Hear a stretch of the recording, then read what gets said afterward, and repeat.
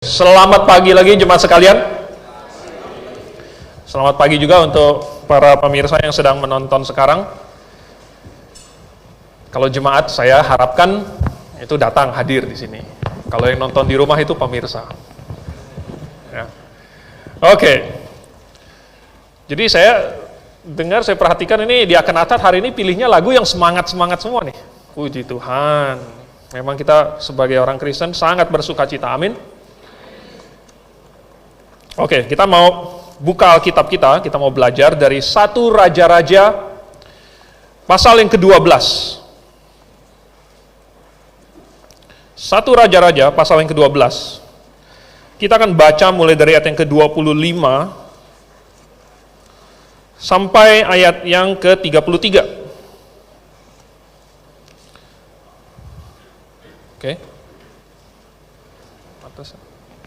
1 Raja-Raja pasal 12 ayat 25 sampai 23. Kita akan baca silih berganti. Saya mulai duluan ayat 25. Jemaat ayat yang ke-26. Kita silih berganti satu ayat sampai 33. Oke. Yerobeam memulai ibadah baru. Kemudian Yerobeam memperkuat Sikem di pegunungan Efraim, lalu diam di sana. Ia keluar dari sana lalu memperkuat Penuel.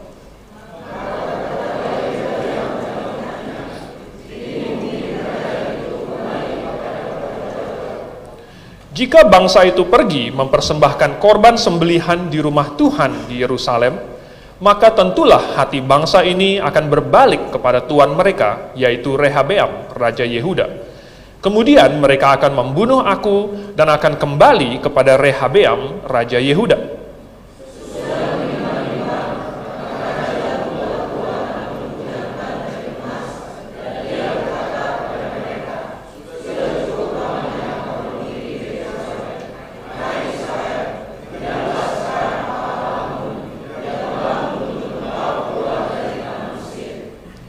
Lalu ia menaruh lembu yang satu di Betel dan yang lain ditempatkannya di Dan.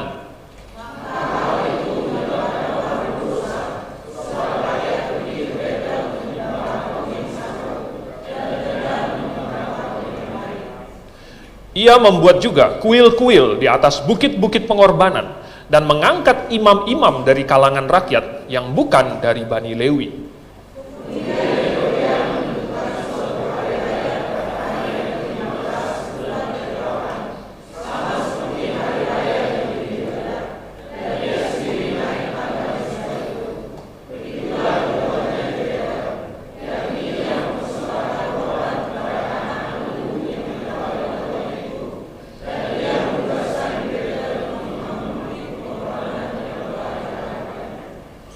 Ia naik tangga mezbah yang dibuatnya di Betel itu pada hari yang ke-15 dalam bulan yang ke-8, dalam bulan yang telah direncanakannya dalam hatinya sendiri. Ia menentukan suatu hari raya bagi orang Israel, dan ia naik tangga mezbah itu untuk membakar korban. Kita berdoa. Bapa di surga, kami memohon pimpinanmu untuk mempelajari Alkitab, yaitu kebenaran yang Engkau sudah simpankan bagi kami. Biarlah Roh Kudus yang akan menerangi hati dan pikiran kami untuk belajar darinya dan mendapatkan prinsip-prinsip yang benar supaya kami hidup sesuai dengan prinsip-prinsip itu.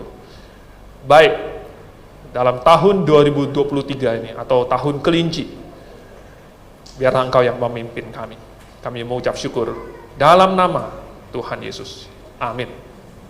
Saya mau mengajak jemaat sekalian untuk kembali menelusuri sejarah ribuan tahun yang lalu ketika Israel pertama kali pecah menjadi dua bagian. Bagian utara yang disebut Israel, bagian selatan disebut Yehuda. Dan kita melihat bahwa kondisi iman sesudah Raja Daud itu sudah mulai menurun. Bahkan mulai Salomo mulai dengan bagus sekali. Salomo mulai dengan hebat sekali. Dia langsung melakukan apa yang Daud sudah rencanakan, yaitu membangun rumah Tuhan. Dan dia mencari Tuhan dengan segenap hatinya seperti Daud. Tetapi tidak bertahan sampai akhir hidupnya. Sayang sekali. Akhirnya pada akhir masa tuanya itu, pada masa tuanya Salomo, Dia tidak sepenuhnya berpaut kepada Tuhan. Dia kemudian berpaling kepada dewa-dewi, istri-istri dan gundik-gundiknya itu, yang sampai 1000. Dan akhirnya kemudian berdosa terhadap Tuhan. Anaknya, Rehabeam, kemudian ya melakukan hal yang lebih bodoh lagi daripada bapaknya, dan kerajaan pecah pada zamannya Rehabeam, segera sesudah Salomo meninggal. Jadi kita melihat sesudah pecahnya itu keadaan rohani orang Israel itu menurun terus. Kerajaan yang utara, yang Yehuda itu, raja pertamanya adalah Yerobeam. Dan total ada 19 orang raja dari Yerobeam sampai Hosea. Dan semuanya tidak ada yang benar-benar baik di hadapan Tuhan. Dari 19 raja, semuanya berbuat jahat. Cuman satu yang mungkin sempat berbuat baik, yaitu Raja Yehu. Waktu itu dia sempat melakukan apa yang Tuhan perintahkan, yaitu melaksanakan hukuman atas keluarga Ahab. Tetapi sesudah itu pun dia kemudian menjadi sombong, lalu kemudian meninggalkan Tuhan. Dari 19 raja, semuanya berbuat jahat di hadapan Tuhan. Bayangkan. Dari yang Yehuda yang di selatan ini, ada 20 raja dan hanya 6 raja yang baik. Berarti kalau dibandingkan, 26 itu cuman seberapanya? Cuman 30%, saudara. 30% rajanya adalah raja yang baik. Dan ada beberapa yang agak-agak ya kadang baik, lalu kemudian menjadi jahat dan lain sebagainya. Dari 19 raja di utara, 20 raja di selatan, Yehuda. Hanya segelintir saja yang baik di mata Tuhan. Kenapa bisa demikian? Orang Israel hidup seperti bangsa-bangsa lain. Mereka menyembah dewa-dewi, mereka membuat patung, mereka mendirikan bukit-bukit pengorbanan, padahal kalau menurut hukum Taurat hanya boleh ada satu tempat pengorbanan, yaitu di Yerusalem. Hanya boleh ada satu tempat, tetapi mereka lalu kemudian di bawah pohon rindang, di bukit yang besar, di batu yang besar, lalu mereka dirikan di situ juga. Tentu itu mencontoh praktek-praktek penyembah berhala. Mereka ngomongnya adalah orang Israel, mereka menganggap diri mereka umat pilihan, mereka selalu menceritakan sejarah mereka, kita keluar dari Mesir, Tuhan kasih tulah kepada orang Mesir, kita dibawa dengan tangan yang kuat, kita menyeberang sungai, Laut Merah, kita dan lain sebagainya. Tetapi pada kenyataannya mereka hidup seperti bangsa-bangsa lain. Pada kenyataannya mereka mengikuti apa yang bangsa-bangsa lain yang di sekeliling mereka lakukan, itu juga yang mereka lakukan. Kenapa bisa demikian? Kenapa raja demi raja memutuskan untuk mengabaikan perintah Tuhan? Padahal ada imam, ada nabi, ada penasehat-penasehat, dan mereka sudah melihat hukum Taurat, sudah melakukannya. Tetapi kenapa raja demi raja memimpin orang menjauh dari Tuhan? Saya tarik-tarik, ternyata akarnya ada di Rehabeam dan Yerobeam. Tadi kita baru baca yang Yerobeam saja. Itu yang di utara. Tetapi tidak kalah bersalahnya adalah yang di selatan, yang Rehabeam. Nah, ada 3 hal yang saya ingin ajak kita untuk lihat, yang merupakan alasan kenapa akhirnya generasi demi generasi, raja demi raja, turun-temurun, mereka meninggalkan Tuhan. Sampai akhirnya Tuhan harus membuang mereka dari tanah perjanjian itu. Nomor 1, Yerobeam tidak percaya kepada Tuhan. Dia tidak percaya kepada Tuhan. Ya. Maksudnya apa? Yerobeam kan sebenarnya orang Israel. Ya. Dia dari zamannya Salomo sudah melayani. Dia sudah diangkat jadi kepala pengawas semua pekerjaan suku Yusuf, Efraim waktu itu. Dialah kepalanya. Dia orang yang pintar, dia orang yang tangkas, dia orang yang rajin, dia orang yang punya banyak keahlian. Dia seorang leader. Tetapi kemudian, apa yang terjadi? Kenapa dia tidak percaya Tuhan? Maksudnya apa? Coba kalau kita baca di dalam 2 Raja-Raja pasal 12 ayat yang pertamanya, tadi kan kita baca ayat yang 25. Kalau kita baca mulai dari ayat yang pertama, mungkin kita tidak akan baca semuanya ya. Nanti Anda pulang, Anda baca lagi 1 Raja-Raja pasal 12 ini, ayat 1 sampai 17-nya kita melihat apa yang terjadi. Saya bacakan yang ini ya. Mungkin dari ayat yang ke-15 ya, jadi sebentar. Dari ayat yang pertama nih. Kemudian Rehabeam pergi ke Sikhem sebab seluruh Israel telah datang ke Sikhem untuk menobatkan dia menjadi raja. Segera sesudah hal itu kedengeran kepada Yerobeam bin Nebat pada waktu itu, ia masih ada di Mesir sebab ia melarikan diri ke sana dari hadapan Raja Salomo, maka kembalilah ia dari Mesir. Ini adalah semacam rekapitulasi dari apa yang terjadi sebelumnya.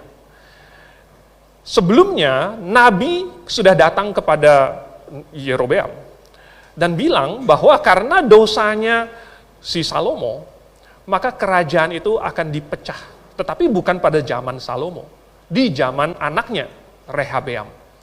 Dan kemudian, itu Nabi membuat suatu tanda, dia pakai kain, kemudian dia sobek-sobek menjadi 12 bagian, dia suruh Yerobeam ambil 10. Dia bilang, ini 10 suku ini akan diserahkan kepada kamu. Kamu akan memerintah atas 10 suku. Tapi masih ada satu suku yang tetap diberikan kepada Rehabeam, karena Daud, karena Salomo. Jadi, waktu Salomo mendengar tentang hal itu, dia bermaksud untuk membunuh Yerobeam. Dia mau menghilangkan ini, apa yang sudah dinubuatkan Tuhan, bahwa Yerobeam akan menjadi raja. Tetapi, apa yang Yerobeam lakukan? Dia lari ke Mesir. Dan dia meminta perlindungan kepada Firaun waktu itu, namanya Sisak. Dan kemudian dia tetap di sana sampai Salomo mati. Sesudah Salomo mati, baru kemudian dia kembali lagi. Oh, kenapa demikian? Ya. Ini artinya dia sebenarnya tidak punya keyakinan akan Tuhan. Ya. Dia tidak punya keyakinan akan Tuhan. Kita sudah baca yang di ayat yang ke-25. Apa yang dia perbuat sesudah dia menjadi raja. Apa yang diperbuat oleh Yerobeam? Nomor 1 tadi kita sudah singgung sedikit, dia ketika diancam mau dibunuh oleh Salomo, dia lari ke Mesir untuk mencari perlindungan ke Mesir. Kalau misalnya cuma jalan-jalan ke Mesir, mungkin tidak terlalu masalah. Karena dia kepala pekerjaan, kalau dia pergi ke Mesir untuk beli bahan-bahan dan lain sebagainya, mungkin tidak terlalu masalah. Tetapi dia lari untuk berlindung kepada Sisak. Dia menaruh pengharapan dia menaruh keyakinan dia kepada Sisak. Dia menggantungkan keselamatan nyawa dia kepada Mesir. Mesir itu waktu itu melambangkan dunia. Dia bukan percaya kepada Tuhan, loh Tuhan yang sudah mengangkat saya, Tuhan yang menunjuk saya untuk menjadi raja. Kalau kita bandingkan dengan Daud pada waktu Saul mencoba untuk membunuh Daud, apa yang Daud lakukan? Daud berharap kepada Tuhan. Memang Daud pernah masuk ke daerahnya Filistin. Tetapi waktu Daud masuk ke daerah Filistin itu, dia bukan berlindung kepada orang Filistin. Dia hanya tinggal di daerah Filistin, dan bahkan dia menyerang daerah-daerah Filistin, sambil bohongin Akhis waktu itu, raja Filistin, salah satu raja Filistin. Dia bilang, oh dia menyerang ke Yeramel, dia menyerang ke orang Keni, segala macam. Padahal dia menyerang orang Filistin. Tetapi dia berada di Filistin bukan berlindung di bawah perlindungannya Raja Filistin. Dia hanya tidak mau berada di daerah Israel sehingga Saul tidak bisa mengejar dia, itu saja. Beda dengan apa yang Yerobeam lakukan, dia malah berlindung kepada Raja Filistin. Daud percaya kepada Tuhan. Daud yakin kepada perlindungan Tuhan. Yerobeam tidak yakin. Lebih parah lagi, sesudah dia menjadi raja, dia menimbang-nimbang tadi yang kita baca itu. Kalau misalnya orang Israel yang di utara itu, setiap tahun kan harus ziarah ke Yerusalem 3 kali sehari. Semua laki-laki dewasa 12 tahun ke atas harus 3 kali setahun pergi ke Yerusalem untuk hari raya. Lalu Yerobeam pikir-pikir, kalau orang Israel setiap tahun harus pergi ke Yerusalem, dan di Yerusalem di situ kan ada Rehabeam, itu kan adalah rumahnya Rehabeam. Berarti harus sungkem, berarti harus bawa persembahan ke situ. Secara ekonomi itu berarti kambing domba segala macam itu nanti akan dipersembahkan ke Yehuda, begitu, ke Yerusalem. Wah, kalau begini terus nanti dia pikir bakalan kembali ke Rehabeam. Akhirnya dia menciptakan agama dia sendiri. Dia bilang, oh Udah, kamu nggak usah jauh-jauh pergi ke Yerusalem di selatan. Lihat, ada Allah kamu di tempat yang lain. Dia bikin di Betel dan di Dan. Jadi Betel ini, itu adalah bagian yang paling selatan yang dekat dengan Yerusalem. Sehingga kalau orang yang dari utara mau ke Yerusalem, sebelum nyampe Yerusalem sampai Betel dulu. Nah, dia taruh satu lembu emas di situ, supaya orang Israel nggak usah sampai ke Yerusalem untuk menyembah. Cukup sampai di Betel, sudah ada lembu emas di situ. Lalu kalau masih terlalu jauh, dia taruh satu di Dan. Dan itu adalah kota yang paling utara di atas. Jadi yang kalau terlalu jauh untuk ke selatan, ke Yerusalem atau ke Betel, dia bisa pergi ke Dan saja. Jadi dia bilang, oh lihat, nggak usah kamu pergi ke Yerusalem lagi. Sudah ada yang lebih dekat. Plus, dia bilang lagi bahwa lembu emas ini adalah Allah yang membawa kamu keluar dari Mesir. Dapat dari mana itu dia? Hah? Dapat dari mana? Siapa yang melakukan itu dulu? Itu dilakukan oleh Harun pada waktu mereka berjalan keluar dari Mesir. Kesalahan yang sama diulangi kembali bahkan 2 kali lipat. Dulu orang Israel cuma bikin 1 lembu emas. Yerobeam bikin 2 lembu emas. Plus lagi, orang-orang Lewi diusir. Ternyata orang-orang Lewi pada waktu itu, mereka protes. Ya kan? Mereka protes. Dan lagi pula orang Lewi pada waktu itu, fungsinya itu mengajar orang Israel. Dikasih tahu, oh cara mempersembahkan begini. Oh cara begini, sama Tuhan itu harus begini, begitu, dan lain sebagainya. Jelas kalau sudah bikin agamanya sendiri, orang-orang Lewi ini udah nggak dipakai lagi. Maka semua orang Lewi itu diusir dan pergi ke Yehuda. Jadi di antara orang Israel di utara itu, tidak ada lagi orang Lewi. Tidak ada lagi yang mengajarkan hukum Taurat. Tidak ada lagi yang akan menegur Yerobeam. Sampai-sampai Tuhan perlu mengirim seorang nabi dari Yehuda untuk memperingatkan Yerobeam. Jadi kita melihat bahwa sebenarnya dia tidak punya keyakinan sama Tuhan. Dia takut. Kalau Salomo mau bunuh dia, oh dia takut. Dia lari ke Mesir. Kalau orang Israel harus pergi ke Yerusalem untuk menyembah, dia takut. Oh kalau begitu jangan menyembah Tuhan, menyembah patung saja. Dia takut. Oh ada orang Lewi ini nanti akan mengajar mereka tentang hukum Taurat. Dia takut, diusir semua. Saudara, sebenarnya dia bukan, walaupun dia KTP-nya itu adalah orang Israel. Sekalipun dia tumbuh dewasa, diajarkan tentang hukum Taurat, tetapi dia tidak punya iman kepada Tuhan sama sekali. Dia tidak percaya kepada Tuhan. Bukankah hari ini banyak orang Kristen juga sama? Lahir di keluarga Kristen, KTP-nya orang Kristen, di kakaknya juga. Datang ke gereja mungkin, tetapi tidak punya keyakinan kepada Tuhan. Tidak punya iman kepada Tuhan. Sehingga sama seperti Yerobeam, menaruh pengharapannya kepada hal-hal duniawi, menaruh keyakinannya kepada manusia, kepada akalnya sendiri. Saudara, tidak heran maka Yerobeam menyimpang dan makin jauh dari Tuhan. Tidak heran dia membuat keputusan-keputusan yang bertentangan dengan Tuhan. Karena pada dasarnya dia tidak yakin kepada Tuhan. Kalau mau menjadi anak Tuhan, saudara, tidak bisa tanggung-tanggung. Kalau mau menjadi anak Tuhan, kalau mau percaya kepada Tuhan, seberapa jauhkah kita percaya Tuhan? Apakah kita percaya bahwa Tuhan bisa membawa kita separuh jalan sampai ke surga, lalu separuhnya lagi harus kita lakukan sendiri? Apakah kalau kita percaya kepada Tuhan, kita percaya bahwa Tuhan akan menyelamatkan kita dari separuh api neraka? Kalau mau percaya kepada Tuhan, tidak bisa percaya hanya setengah-setengah. Kalau mau melakukan perintah Tuhan, tidak bisa hanya mau melakukan sebagian perintah Tuhan, sisanya saya tidak mau lakukan. Kalau mau percaya kepada Tuhan, jangan hanya setengah-setengah. Percaya setengah-setengah, sebenarnya tidak percaya sama sekali. Percaya setengah-setengah, sebenarnya hanya percaya apa yang saya inginkan, bukan yang Tuhan inginkan. Taat setengah-setengah, sebenarnya hanyalah kebetulan saja, mentaati apa yang cocok dengan keinginan saya. seperti yang dilakukan oleh Yerobeam ini. Sehingga sesudah pecah, Yerobeam membuat orang Israel jatuh ke dalam dosa. Dia membuat agamanya sendiri. Orang Israel yang tadinya menyembah Yehova, mereka masih menyembah nama Yehova. Tetapi bukan dengan cara yang benar lagi. Bukan dengan cara yang seperti Tuhan inginkan lagi. Sehingga akhirnya dia menjadi sama seperti bangsa-bangsa di sekitarnya. Bukankah demikian yang kita lihat di antara banyak gereja?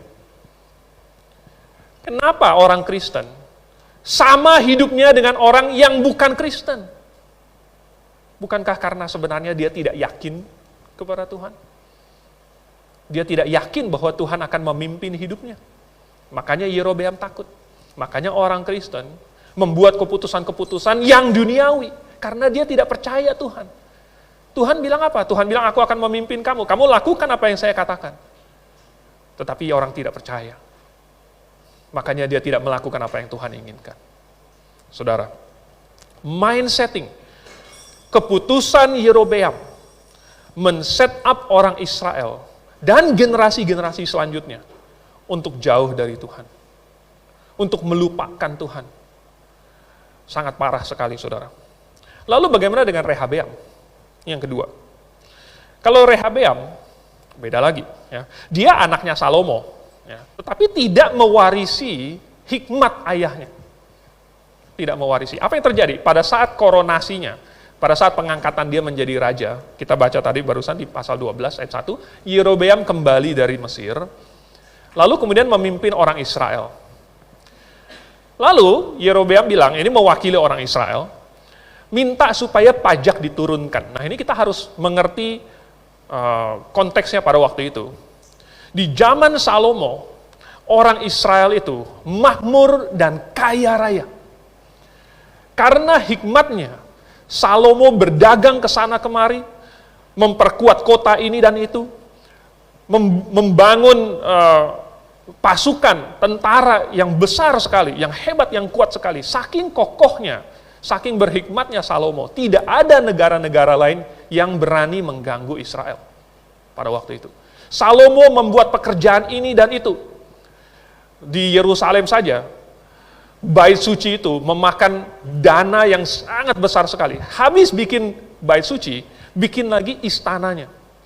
Habis bikin istananya, ada bikin lagi kota-kota, semua kota-kota itu, kubu itu, dibangun tembok dan lain sebagainya. Itu butuh dana, butuh biaya, saudara. Biayanya dapat dari mana? Dipajak dari rakyat. Rakyat diatur sedemikian rupa, pengaturannya luar biasa rapi. Anda boleh baca nanti di 1 Raja-Raja.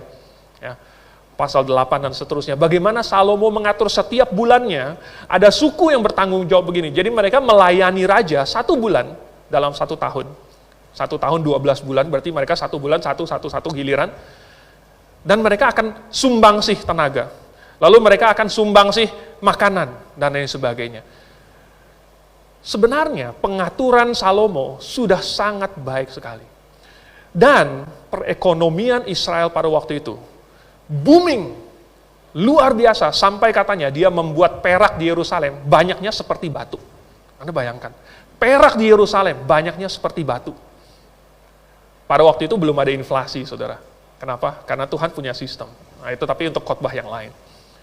Jadi waktu itu orang Israel kaya raya. Tetapi mereka tetap harus membayar pajak. Mereka tetap harus kerja. Ya. Mereka harus meninggalkan ladang mereka, kebun mereka, minimal 1 kali setahun 1 bulan. Jadi mereka minta pada waktu itu, gimana kalau ini sudah sekian puluh tahun, sudah 40 tahun Salomo memerintah, gimana kalau dikurangi sedikit intensitasnya? Gimana kalau pajaknya diturunkan? Lalu Rehabeam bingung. Rehabeam tidak tahu apa yang harus dilakukan. Ya. Ini sudah merupakan bukti bahwa sebenarnya dia tidak memiliki hikmat yang sama seperti Salomo. Jadi apa yang dia lakukan? Dia tanya kepada penasehat-penasehatnya. Ada penasehat-penasehat tua yang bersama dengan bapaknya, yang sudah biasa menyaksikan hikmat Salomo, yang sudah mempelajari keputusan-keputusan Salomo, kebijakan Salomo. Apa nasihat yang tua-tua ini? Mereka bilang, kalau kamu pada hari ini bilang mau menjadi hamba rakyat, mau melayani rakyat. Kalau kamu dengarkan mereka, kamu turunkan pajaknya, maka mereka akan jadi hambamu selama-lamanya. Ini ibaratnya tarik ulur gitu ya, tarik ulur. Nah, kalau layangan ditarik terus kan, mesti kadang-kadang diulur juga biar naik terbang. Dengarkan mereka, lakukan apa yang mereka minta itu, maka mereka akan jadi hambamu. Tetapi ada penasihat-penasihat muda, orang-orang yang sebaya dengan Yerobeam ini. Apa nasihat mereka? Mereka kasih nasihat yang memompa egonya si Rehabeam. Wah, kamu kan raja, kamu besar, kamu mulia, kamu begini begitu segala macam. Kamu bilang bahwa kelingking kamu lebih besar dari pinggang bapak kamu. Wih, jago benar ya. Berarti kalau kelingkingnya udah lebih besar dari pinggang bapaknya, berarti dia raksasa kan? Raksasa sampai kelingkingnya itu masih lebih besar daripada pinggang bapaknya. Berarti bapaknya itu kecil, dianya besar. Begitu. Kalau bapaknya mencambuk kamu dengan cambuk itu, rotan, tali, saya akan cambuk kamu dengan cambuk yang ujungnya besi, dia bilang. Dia akan memperberat. Dia harus menindas orang Israel lebih keras lagi. Waduh. Lalu ini yang memuaskan egonya si Rehabeam. Yang membuat dia merasa besar, membuat dia merasa punya kekuasaan. Dan itu yang dia dengarkan. Sayang sekali. Ya. Jadi, dia malah melakukan apa yang memuaskan hatinya. Apa yang memuaskan hatinya? Dan kemudian Tuhan membuat suatu rekap. Apa penilaian Tuhan? Di 2 Tawarik, pasal yang ke-12. Tuhan berkomentar begini mengenai si Rehabeam, ayat yang ke-14. 2 Tawarik 12 ayat 14. Ia berbuat yang jahat, ini Rehabeam, karena ia tidak tekun mencari Tuhan. Dia berbuat jahat karena ia tidak tekun mencari Tuhan. Dalam bahasa Inggrisnya sedikit lebih tepat, ia berbuat jahat karena dia tidak mempersiapkan hatinya untuk mencari Tuhan. Dia tidak mempersiapkan hatinya untuk mencari Tuhan. Apa yang dia cari? Rehabeam mencari kekayaan. Makanya dia mau menaikkan pajak. Dia mencari kekuasaan. Makanya dia mau menindas orang-orang Israel itu. Dan ketika orang Israel bilang, oh kalau gitu kita lepas saja. Ya, kita nggak ada hubungannya dengan anak Daud lagi. Dia dengan paksa mau membuat mereka tunduk. Dia kirim mandornya untuk memaksa mereka untuk bayar pajak itu. Orang Israel marah. Orang Israel ambil batu, lempari mandornya itu. Mati. Si Rehabeam sendiri hampir mati. Untung dia berhasil melompat ke atas keretanya dan lolos. Lalu Rehabeam marah. Rehabeam bilang, oke, kalau begitu kita perang. Dia kumpulkan orang-orang Yehuda 180.000 orang banyak. Bayangkan, 180.000 orang Yehuda. Dia panggil. Kita angkat pedang, kita perangin saudara kita orang Israel itu.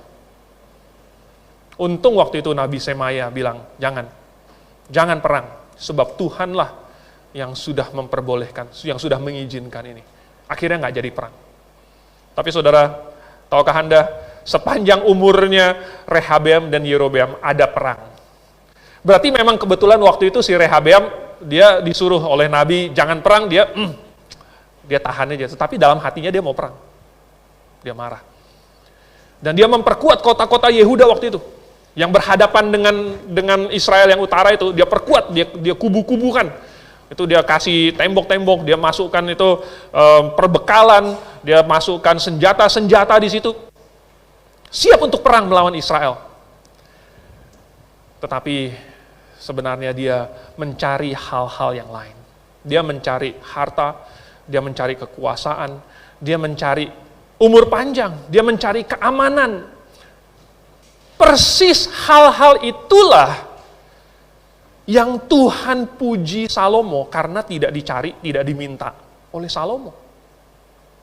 Ya. Di 2 Tawarik pasal yang pertama, Tuhan menampakkan diri kepada Salomo dalam mimpi. Lalu suruh Salomo minta, apa saja yang kamu minta akan saya berikan. Salomo minta hikmat. Salomo minta supaya diberikan pengertian, supaya dia bisa mengadili orang Israel dengan adil, supaya dia bisa berbuat sesuai dengan hukum Tuhan. Dan Tuhan bilang, karena kamu tidak meminta kekayaan, karena kamu tidak meminta umur panjang, karena kamu tidak meminta keamanan, nyawa musuh-musuh kamu, maka justru semuanya itu akan ditambahkan kepada kamu. Justru hal-hal itulah yang dicari oleh si Rehabeam. Lihat, ayahnya berhikmat mencari Tuhan dulu, dan dia mendapat Tuhan. Selain mendapatkan Tuhan, semua yang lainnya yang tidak dia minta itu diberikan kepada dia. Akhirnya Salomo menjadi raja yang paling kaya. Akhirnya Salomo menjadi raja yang paling makmur, paling berhikmat. Tetapi justru yang bukan mencari Tuhan, yang mencari yang lain-lain, Tuhannya nggak dapat. Dan yang lain-lain juga tidak dapat. Dia cuma setia kepada Tuhan selama 3 tahun. Lalu kemudian dia mendirikan bukit-bukit pengorbanan. Lalu kemudian dia mendirikan patung-patung, dia menyembah Dewi Ashitoret. Dia mengadakan pelacuran bakti. Sedemikian rupa sampai bahkan ada pelacur laki-laki. Dan anaknya Rehabeam, untung, ya, yang akhirnya membasmi itu pelacuran-pelacuran itu. Dan katanya mengusir keluar itu orang-orang Sodom. Jadi, dia sesudah memperkuat dirinya 3 tahun, sesudah setia kepada Tuhan selama 3 tahun, lalu dia meninggalkan Tuhan. Lalu kemudian Tuhan pakai Sisak. Tuhan suruh Sisak untuk menyerang Yehuda. Wah, kota-kota yang diperkuat oleh Rehabeam, itu semuanya ke arah utara. Karena dia maunya perang lawan yang utara kan. Datanglah Sisak dari selatan, dari Mesir.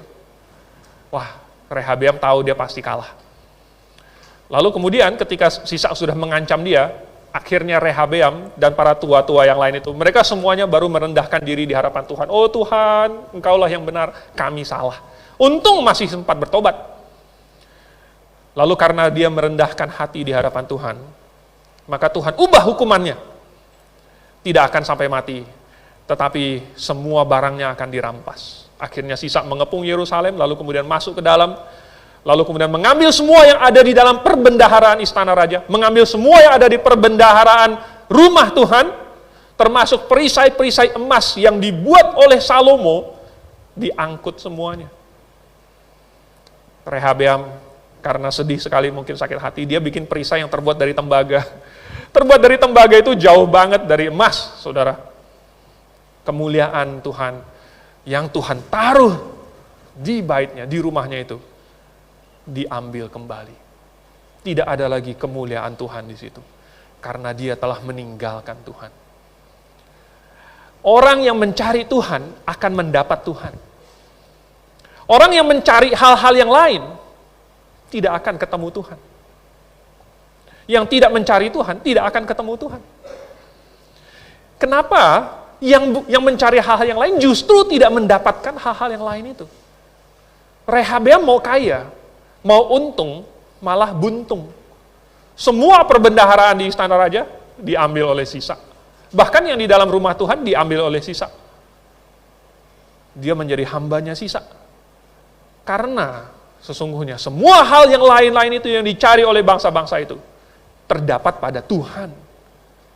Oleh sebab itu orang yang mencari Tuhan, dialah yang akan mendapatkan hal-hal itu.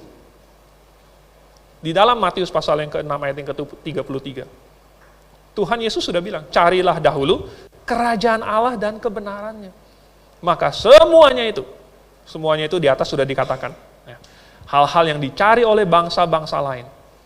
Perihal makanan, minuman, pakaian, dan lain sebagainya. Semua yang dicari itu akan ditambahkan kepadamu. Tetapi cari dulu Tuhan. Cari dulu kerajaan Tuhan. Cari dulu kebenaran. Saudara, Rehabeam, dia bisa berbuat jahat. Dia meninggalkan Tuhan karena dia tidak mempersiapkan hatinya untuk mencari Tuhan. Kenapa mempersiapkan hati ini hal yang sangat penting? Rupanya ini seperti ujian. Bedanya di dalam kelas itu, kita duduk di situ sudah mengharapkan datangnya kertas ujiannya untuk kita isi lalu kemudian kita balikin ke gurunya. Tetapi di dalam kehidupan tidak ada kertas ujian yang kemudian tiba-tiba datang suruh isi. Yang ada adalah tiba-tiba peristiwa demi peristiwa, pilihan demi pilihan. Setiap hari kita membuat pilihan. Setiap hari kita berkata-kata, kita menjalani hidup kita. Tetapi itu adalah ujian. Orang yang mempersiapkan hatinya untuk mencari Tuhan, maka dia akan ketemu dengan Tuhan. Maka Tuhan akan memimpin dia. Saudara, Rehabeam ini, kenapa dia sampai bisa melakukan hal-hal itu? Kenapa dia bisa tidak mempersiapkan hatinya untuk mencari Tuhan? Nah, hal yang ketiga. Nah, kita lihat yang Yerobeam dulu. Yerobeam itu sebenarnya dikasih kesempatan untuk bertobat. Sudah dikasih peringatan. Tetapi apa yang Yerobeam lakukan? Dia menolak semuanya. Dia menolak semuanya. Kalau kita baca, tapi mungkin kita tidak sempat baca, di 1 Raja-Raja pasal yang ke-13 itu. Ya. Yerobeam itu dikasih peringatan pakai nabi dari Yehuda. Nabi datang dari Yehuda, lalu kemudian bilang, pas waktu itu hari perayaan, jadi Yerobeam lagi memimpin upacara dia di mezbah, di depan mezbahnya begitu. Lalu datanglah nabi, lalu bernubuat melawan mezbah itu, dengan berkata bahwa nanti ya, ada satu raja yang namanya Yosia akan membakar imam-imam mezbah ini, di atas mezbah ini, tulang-tulangnya akan dibakar dan disebar di situ, abunya, sehingga intinya itu membuat mezbah itu najis, jadi nggak bisa dipakai lagi. Ya. Intinya melawan mezbah itu, melawan kekejian yang dilakukan oleh Yerobeam. Yerobeam tidak terima. Ya. Ini sebenarnya sudah merupakan peringatan. Ini bukan peringatan yang pertama. Ini sudah peringatan yang kesekian kalinya. Bahkan, semua yang orang-orang Lewi itu udah diusir-usir semua. Sampai Tuhan kirim nabi dari Yehuda. Tetapi dia tidak mau mendengarkannya. Bahkan datang nabi sampai di depan pintu rumahnya, sampai di depan mukanya. Dia tetap tidak mau terima. Dia bilang, tangkaplah dia.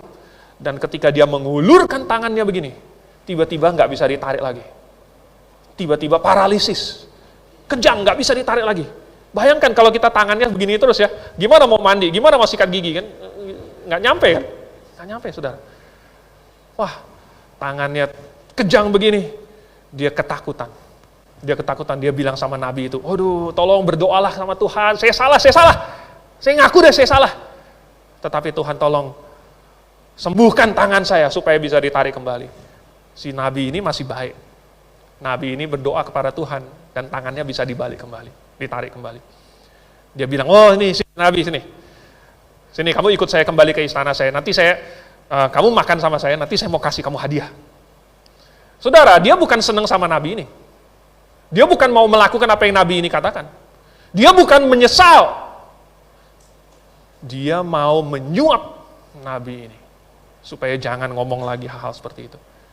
Untung Tuhan sudah bilang sama nabi itu, jangan kamu makan di situ, jangan kamu kembali lewat jalan yang kamu tadi pergi awal, tetapi kamu harus pergi pulang lewat jalan yang lain.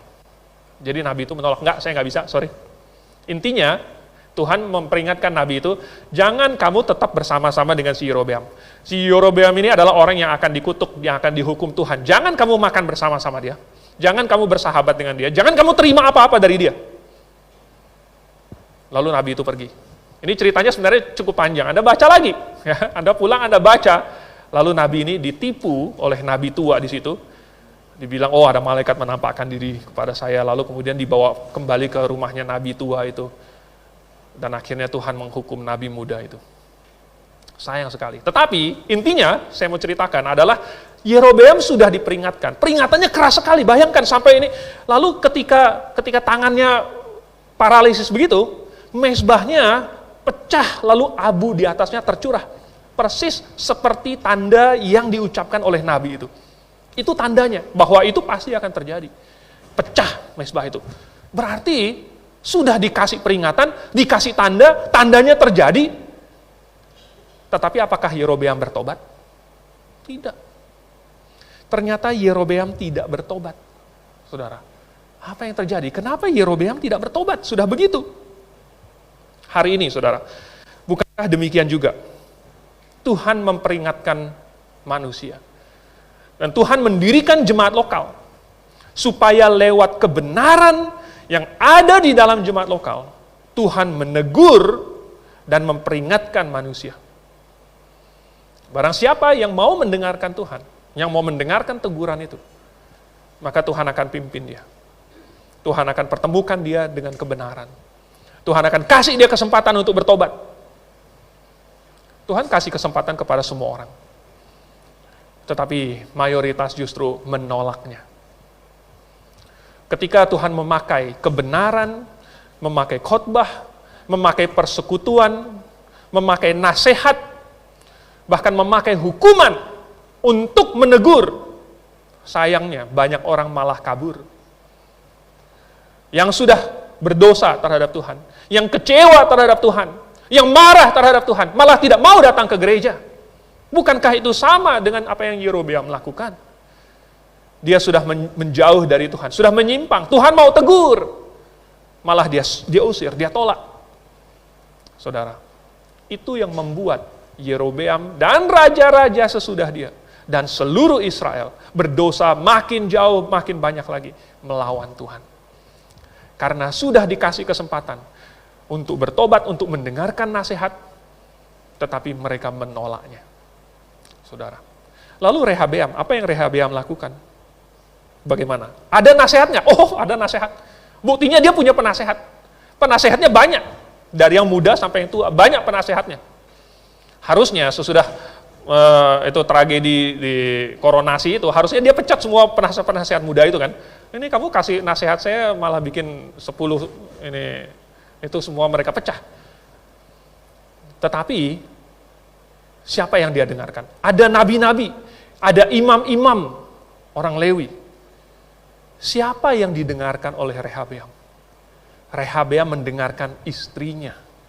Nama istrinya yang kedua adalah Maakah.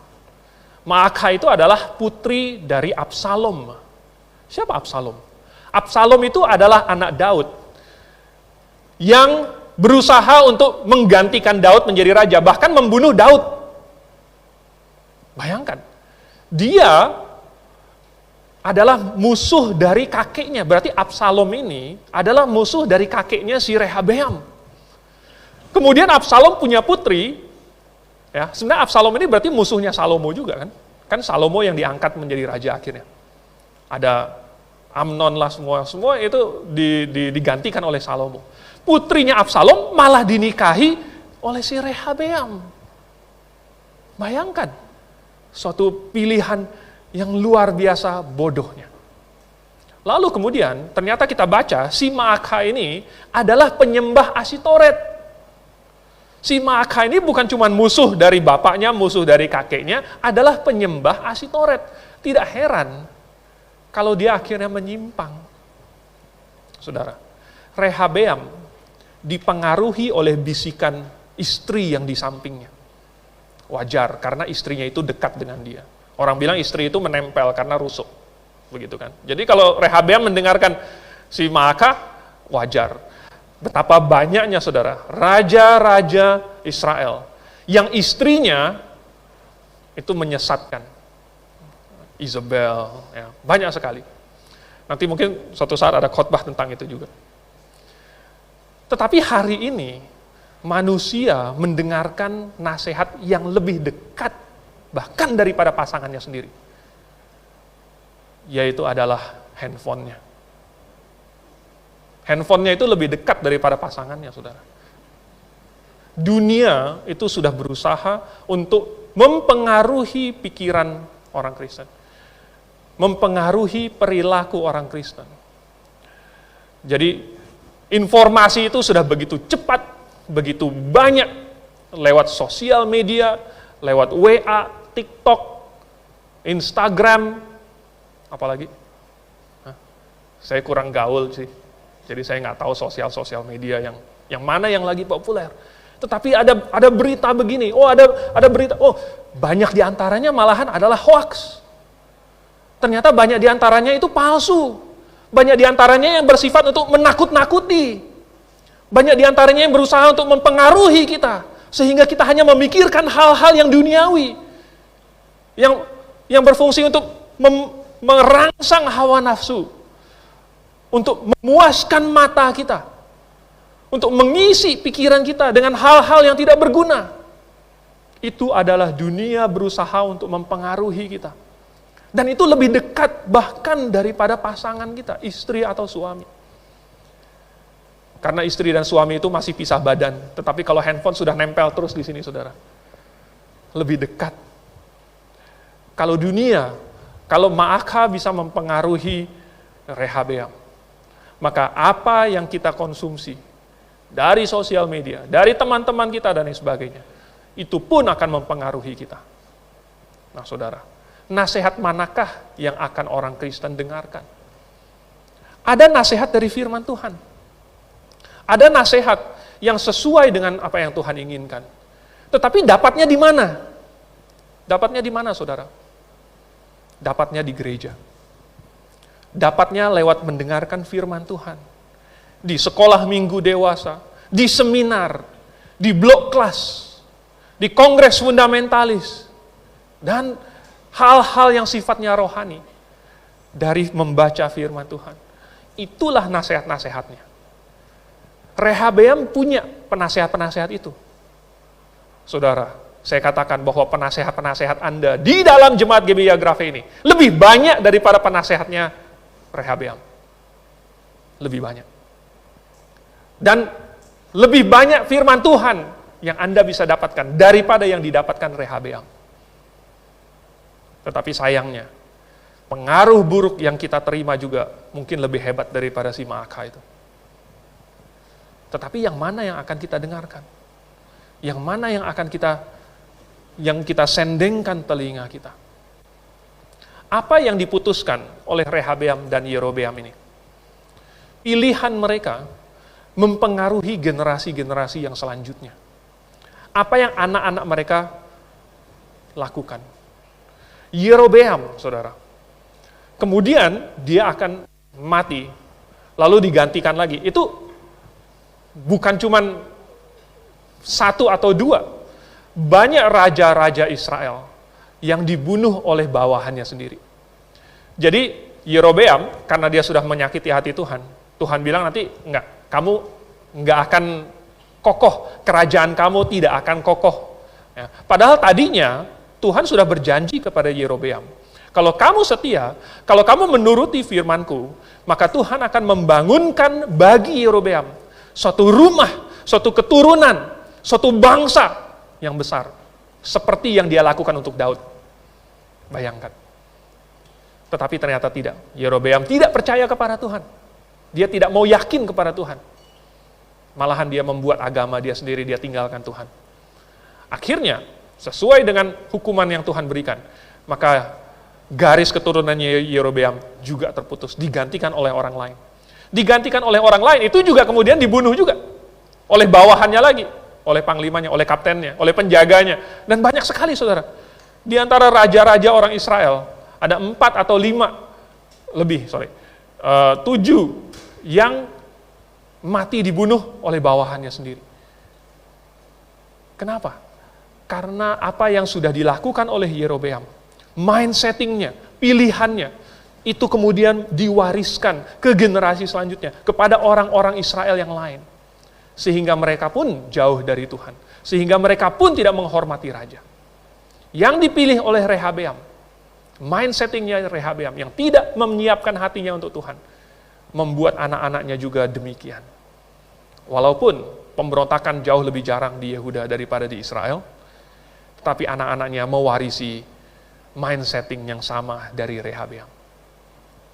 Pilihan kita hari ini, mindsetting kita, apa yang kita siapkan, sikap kita terhadap Tuhan, bukan hanya mempengaruhi tahun 2023, tahun kelinci ini, tetapi akan mempengaruhi generasi selanjutnya. pilihan apa yang akan kita buat. Mari kita tundukkan kepala, kita berdoa. Bapa di surga, terima kasih untuk firman Tuhan yang telah tersimpan bagi kami. Kami bisa mempelajarinya, membanding-bandingkan. Lalu kami membuat kesimpulan bahwa apa yang Yerobeam dan Rehabeam lakukan telah salah dan memimpin orang-orang Israel dan Yehuda kepada jalan yang menurun dan licin. Kami hari ini bersyukur karena kami memiliki jemaat yang benar, yang memberikan nasihat-nasihat yang benar, yang menegur dosa, yang mendorong agar kami ikut ambil bagian di dalam pelayanan, agar kami memberikan diri kami kepadamu untuk Engkau pakai. Terima kasih Tuhan untuk kesempatan itu. Biarlah jemaat GBI Agrave senantiasa memperhatikan kehendak Tuhan dan yakin di dalam imannya, sehingga kehidupan jemaat GBI Agrave berkenan di hatimu. Apa yang terjadi kepada raja-raja Israel, biarlah itu menjadi pelajaran bagi kami Tuhan. Kami mengucap syukur dalam nama Tuhan Yesus. Amin.